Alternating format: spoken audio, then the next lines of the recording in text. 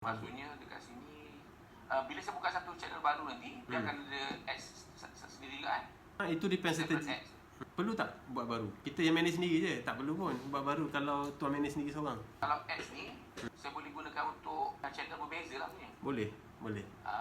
Masa kita nak run iklan tadi tu kan, kita dekat ads tu kita boleh pilih, kita boleh drop down account mana kita nak pilih. Mungkin tuan nampak satu je, kalau banyak account nampak banyak lah masa nak buat iklan.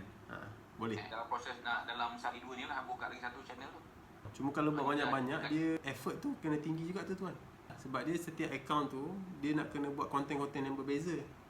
Betul. Memang berbeza tuan. Pengalaman saya saya dah 3 tahun nak buat TikTok channel tadi tu. Okay. Paling kuat saya boleh buat video satu je sehari. Paling kuat. Satu edit. Tapi sebabkan video ni, channel baru ni, 9 video tu 2 hari je siap. Maksudnya dengan edit, dengan rakam, dengan buat skrip, Allah macam nak berasap kepala. Sebab nak kejar cuti sekolahan. Okey, faham. Kalau saya buat satu je, depend pada strategi tuan channel lah. Tak konflik ke nanti dia isi kandungan dalam tu kan? Akan konflik. Cuma akaun utama tuan tu dah ada authority tu. Maksudnya dah ada follower banyak, dah banyak engagement. Kalau saya akan buat dekat yang satu ni je. Ya. Kalau gitu macam mana nak saya kena linkkan saya punya business manager dia dekat yang akaun tu kan? Ya. Akaun utama. Ya. Kalau buat dekat sini, dia akan jadi iklan mahal lah. Yang akaun baru.